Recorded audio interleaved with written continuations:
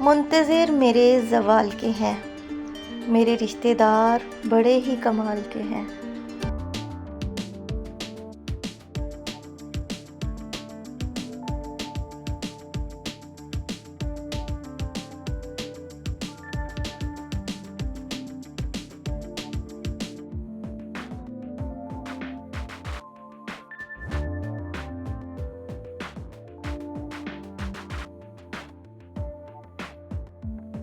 अस्सलामुअलैकुम, welcome back to my channel and welcome back to my another vlog.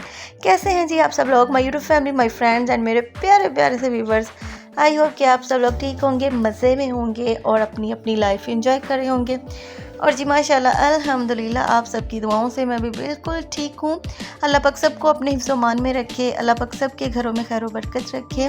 और यहाँ पे जी सुबह का टाइम है, मैं कर रही हूँ जी ब्रेकफास्ट। आज बड़े दिनों के बाद ना मैं खा रही हूँ जी एग फ्राई। और लास्ट टाइम मैंने जो व्लॉग अपलोड किया था उसमें मैंने ऑमलेट खाया था बड़ा मज़े का, लेकिन आज ना मैंने छोटी सिस्टर से कहा था मुझे आज ना एग फ्राई बना के दो, बड़ा जी चाह रहा था आज। और साथ में चाय का बड़ा सारा मग। और उसके बाद जी मैं किचन में आ गई थी, मुझे कुकिंग करनी थी।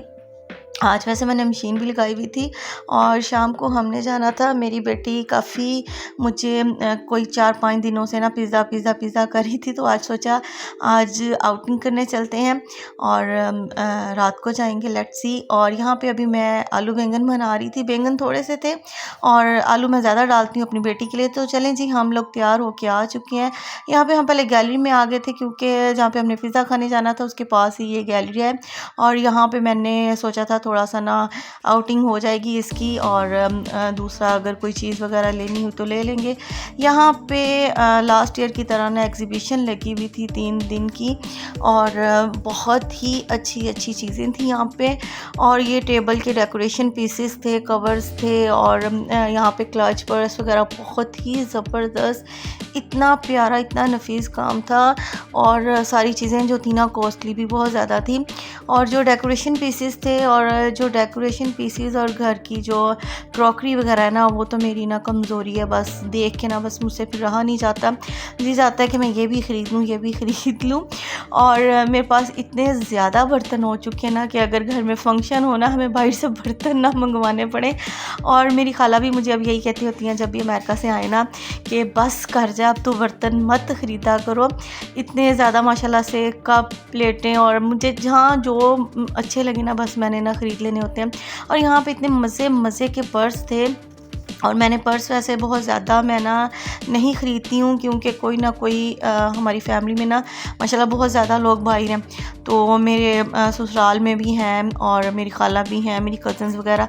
जब भी कोई आता है ना मेरे लिए 2-4 हैंड बैग लाजमी होते हैं। तो इसलिए मेरे पास हैंड बैग की इतनी ज़्यादा वैरायटी इकट्ठी हो चुकी है कि मैंने ख़ुद से कभी हैंड बैग अपने लिए नहीं ख़रीदा। तो यहाँ पे सिंधी टाइप कपड़े थे बड़े प्यारे प्यारे से, और मैं ढूंढ रही थी अपनी बेटी के लिए कि मुझे कोई उसके लिए छोटा कोई ड्रेस मिले, लेकिन सब भी उससे ना यानी बड़े बड़े थे, 5-6 साल के बच्चों से स्टार्ट हो रहे थे। मेरी बेटी अभी 2.5 साल की है, तो उसके लिए मुझे कोई ऐसा सूट नहीं मिला था। और यहाँ पे बड़े प्यारे डेकोरेशन पीसेस थे। यहाँ से मैंने एक बाय भी किया था, वो मैं आपको घर चल के दिखाऊंगी कि मैंने कौन सा यहाँ से बाय किया था। और बड़े प्यारे इतने फ्लावर्स प्यारे थे यूनिक से। लेकिन हमने आगे जाना था पिज़्ज़ा खाने, लेकिन मैं इस वजह से इतनी ज़्यादा शॉपिंग नहीं कर सकी। और कुछ मैंने ज्वेलरी की चीज़ें ख़रीदी थी, वो भी इंशाल्लाह मैं आपको घर जाके आप सारी चीज़ें दिखाऊंगी। और यहाँ पे ज्वेलरी भी बड़ी मज़े की थी, लेकिन आपको पता है ज्वेलरी ख़रीदने का मज़ा तभी आता है जब आपके आसपास कोई फंक्शन आ रहा हो, इसलिए हम जो है ना ज्वेलरी वगैरह ख़रीदते हैं। लेकिन यह है कि जो कैजुअल में पहनी जाती है ना वो एक आध चीज़, मुझे रिंग का ज़्यादा शौक़ है। और मेरे कानों में जो है ना आर्टिफिशियल नहीं पहने जाते, पता नहीं क्या मसला है। मेरे पास माशाल्लाह से इयरिंग्स इतने ज़्यादा हैं, लेकिन मेरे कानों में इयरिंग्स नहीं पहने जाते आर्टिफिशियल। मेरे कानों में बहुत ज़्यादा पेन स्टार्ट हो जाती है, 2 से 3 घंटे में बस पहन लूँ ना, उसके बाद मेरे कानों में थोड़ी सी स्वेलिंग हो जाती है और पेन स्टार्ट हो जाती है। और मैं गोल्ड के पहन लूँ कुछ भी नहीं होता मेरे कानों में, लेकिन आर्टिफिशियल मैं शुरू से ही ना नहीं पहन सकती। उसके बाद जी हम वहाँ से एग्ज़िबिशन से आ गए थे और यहाँ पे हम आ गए स्टोन ऑफ पे पिज़्ज़ा खाने। और मेरी बेटी को यहाँ का स्टोन ऑफ का पिज़्ज़ा बहुत बहुत पसंद है, छोटी सिस्टर को भी। और यहाँ पे ना इन्होंने बड़ा मज़े के ये फ़िश का बनाया हुआ, और मेरी बेटी को फ़िशेज़ इतनी पसंद हैं कि इसको हमने घर में भी कई दफ़ा ला के दी हैं, लेकिन वही ना पता नहीं क्यों घर में रहती ही नहीं है। 5 से 6 दिन के बाद ना मछलियाँ जो है ना मर जाती हैं, पता नहीं ऑक्सीजन का प्रॉब्लम होता है या क्या, इनको खुराक ऊपर नीचे हो जाती है, कम या ज़्यादा। और यहाँ पे हम लोग ऑर्डर दे चुके हैं, और मेरी बेटी ने इतना ज़्यादा उधम मचाया हुआ था। वहाँ पे किसी की बर्थडे थी और वो बलून्स वगैरह लगा रहे थे, और इसका बस नहीं चल रहा था कि सारे बलून्स उनको बोल दे कि मैं खुद ही आपको बुला के दूँगी। और वहाँ पे ना पीछे किसी की बर्थडे की वो सेटिंग कर रहे थे। और यहाँ पे मेरी बहन ऑर्डर दे रही है, और ऑर्डर देने के बाद जो मेरी लाडो है, मेरी प्रिंसेस है, उसे वेट नहीं हो रहा, क्योंकि उसने सुन लिया था कि फ़्राइज़ आ रही हैं, और जी फ़्राइज़ उसकी आ चुकी हैं। हमने उन्हें कहा था पहले हमें ना एक पैक फ़्राइज़ का ला दें, क्योंकि इसने उतने में ना आपके सारे बलून्स फाड़ देने अगर आपने इसको फ़्राइज़ ना दिए तो। यहाँ पे जी मेरी प्रिंसेस के फ़्राइज़ आ चुके हैं, और वो इंजॉय करना उसने शुरू कर दिया। और यहाँ पे वो कह रही है जी मुझे केचप डाल के दी जाए, और वो केचप के साथ फ्राई खा रही है और साथ में मुझे भी खिला रही है।